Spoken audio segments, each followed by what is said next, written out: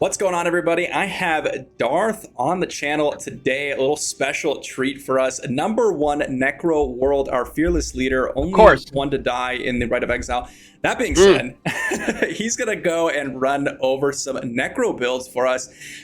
We have a lot of competition on the server, and so this is probably the most popular class that I've seen. So it'll be interesting to see what kind of perspective today. So we want to know what kind of legendary items, what kind of skills, what are you running in your open world farming, what are you running in your PvP. I'm more interested in Sure. the PvP, but let's start off with the open world farming slash PvE content. Yep. So I am actually running the open world farming build right now. So I'll show you the items I'm using for it. I'm going to do it through the essence transfer because I think it's the easiest way to do it. So I'm running a few different pieces, and you don't have to have the exact build I have. You can do it slightly different, but essentially my build is working around certain skills that on the Necromancer are just significantly better. Like we have bone armor, which is normally a defensive move, but when you have the flickering warmth legendary chest plate, this makes it where you have a triple bone spike that goes out around you instead, and it goes with you, sort of like the Okay. banner on the Crusader. It goes with you, right? So we use this one in combination with our Wraith form to move quicker, and the Wraith form that we use is for the pants, the Proximal Fear, and that increases, it basically does damage when you move through somebody, as well as fear them, which would trigger a chip of the stone flesh that I have, but it's not the primary reason for the pants. It's mostly for the damage as you go through them. So we're using those pants, and that's two of our moves there.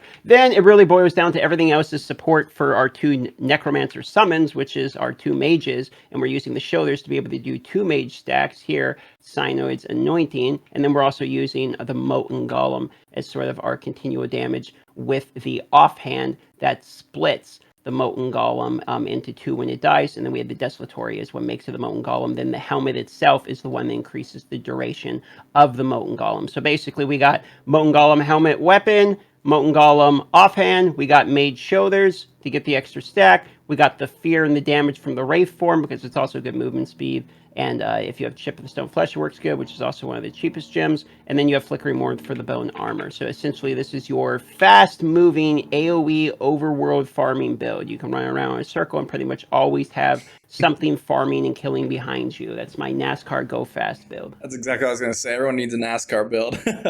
So That's what it pretty is. pretty self-explanatory, just some AoE moves and moving around. I've seen the bone armor working it myself. Now I want to talk about PvP realistically here because Necro Yeah, is probably the most versatile in terms of the game. But I've had some probably. problems with Bone Wall. But what do you run in the game normally? Like, what is your standard PvP build?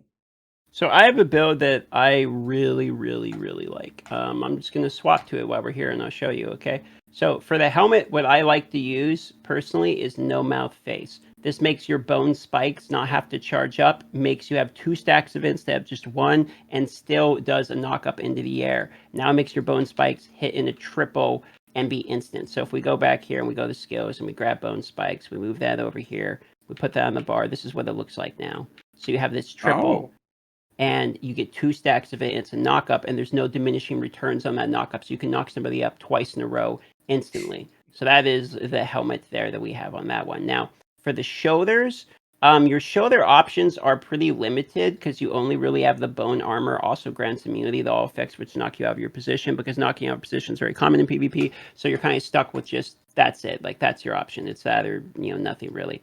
Now the weapon is in some debate because people run different things for damage, like they use the command skeletons, etc. So, but I personally, I like Blightmaw. I like using Blightmaw. You can also use the Wraith form, which will leave a taunt behind if you want. This will kind of be like Echoing Shade, where it'll throw off auto attacks and some targeting skills, stuff like that. So you can use that as a little bit more like getaway power. I like Bone Spear for the damage because it stops people's bandaging, and it's also obnoxious. just it's nice against people like the barbarians, where it's if they're running away, I just hit them at the last second, then I let the bleed take them out.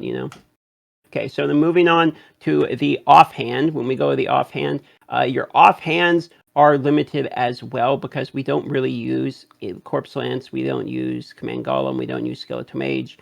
We're using Bone Maw because of the poison, so we're not really even using these. So there's not really anything you can really do with this off shield. So what people end up doing is they end up taking the Bone Wall here like this, And then a lot of the times, instead of taking the Blight Maw, instead what they're going to take is the Simulacrator here. And then when it comes to the basic attack, that's why I haven't talked about the basic attack yet, is because the basic attack can go either way. Like you can go, if you're using the Bone Maw item, you're going to go the Bone Spear item for the poison. If you're going the Bone Wall off shield offhand because you're worried about not having good offhand, etc. for PvP, then you go Soulfire because this will ignite your Bone Wall, which is going to explain what we're going to do with our chest plate. If you go to the chest plate here, there's the Flickering Warmth was the bone armor one, but we're going to change that to Exuminating Backbone right here, Exuminance Backbone, which is going to give you a triple knockup in PvP as well. So now we have the Bone Wall, which we can equip here. And now we have a knockup like that. That's a knockup, and this is also slows around it. But because we have Soulfire, we can ignite it, and now it does damage around it as well. And that because of your offhand. So you get one, and there is diminishing returns on this knockup, but you can knock up into Bone Spike, into knockup, into Bone Spike, into the Proximal Fear pants, same pants.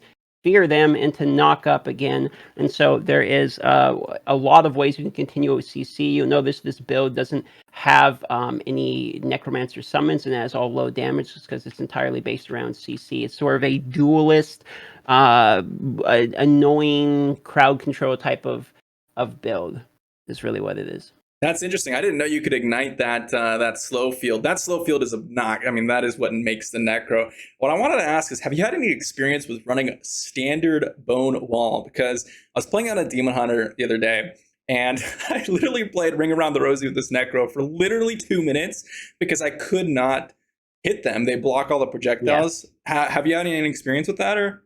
Yeah, so normal Bone Wall is actually like something that people use in PvE also. In PvP, I'm not sure because I don't use it there personally. I prefer the instant knock up because I like to go into the fight where people are fighting and then CC people already in there. But the normal Bone Wall is something I guess people are kind of sleeping on because if you look at it here, I was just playing with John So's and he clears challenge rifts using this. He puts the Bone Wall up like this and then he can hide in the middle and like literally no one can get to him. He can go like that, and like people just straight up can't get to him. Or you can block out.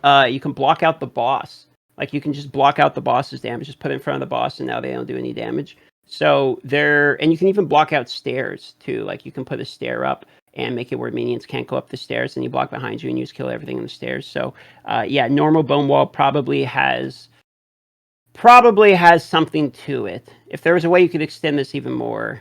I mean, you could do it to the pants. I suppose you could go here to the Essence Transfer pants. You'd be losing the really good pants, but you could do, where is it? There's a Bone Wall. Yeah, Bone Wall pants. Duration. You can put these up. And you know what? Then you got yourself a little bit of a safety net for a little bit of time, yeah. Yeah, that's pretty insane. And you could shoot through that thing? That's... projectiles do not go through it, no. My stuff will go through, like my basics, but enemies, no. Yeah, that's absurd. I did not know you could shoot through it. I always thought the allies' projectiles were blocked as well. That's pretty insane that you could do that. And the CC is absolutely absurd. You said there's no diminishing returns for the knockups for the bone spikes there. I thought it was a cone AoE, and I also thought it was diminishing returns. But you're saying it's not. How long is the CC duration over there? Because that is like the most obnoxious thing. It's just a short knockup. It's there's no lockout for it. Like it doesn't lock you out. You can just hit them twice with it. The diminishing returns you're thinking of are for the backbone knockup, which is the one from the Bone Wall. They have it written actually straight into it on this one. You can see here. I'll show you in the skills if you read in the skills, it'll have more sometimes than what they actually show on the other stuff. Like this, players cannot be knocked in the air by the skill more often than once every 3 seconds, right? But if I go to the item, I don't know if it actually shows that on the item. Yeah, it doesn't even show that on the item. So you actually have to go to the skill to read that part. Do you know if you get hit by multiple necros, if that internal cooldown applies to all necros? It's individual people. You can get knocked up by there can be 3 necros all sitting here spamming this thing, and you'll be CC'd indefinitely. That's absolutely insane. Yep. How is one other thing I want to ask before we wrap this up is the challenge rift build. I'm curious about the frozen corpse explosion because I was playing with some wizards and stuff. We were running a necro that was running that build, and it is absolutely perfect in that scenario. How does that even happen? I don't have any idea. So the corpse explosion build is essentially all around this show. There's two versions of them. There's the Rot Spur, which is where you're kiting people through basically a dot on the ground.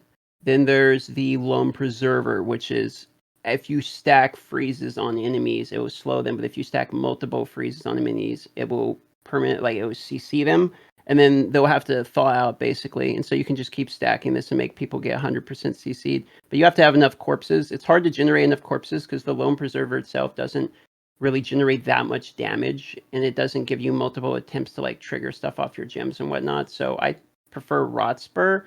So I think if I was doing something like that, I'd just rather Bone Wall and Rot Spur than trying to freeze, because I just think unless you're the Lone Preserver is really good in a group scenario, but I feel like it's harder to solo with. Yeah, the bone wall strategy seems insane. Someone was talking to me about that yesterday. So, well, thank you for coming on, showcasing your Necro builds. At least now I know it's not a cone AoE, so it's some skill to dodge those bone spikes now. But everyone, go ahead and check out in the comments down below. I'll leave Darth's channel for the #1 Necro guides, fearless leader, going to be immortal of the entire world soon. But check him out there. He is nailing this Diablo Immortal content. Anything else you want to say, where they can find you, anything? No, man. Just, I mean, you're pumping out good content too. Subscribe to the Veiled Shots channel. There you go. And thanks for having me. Appreciate you. All right. See you later, everyone.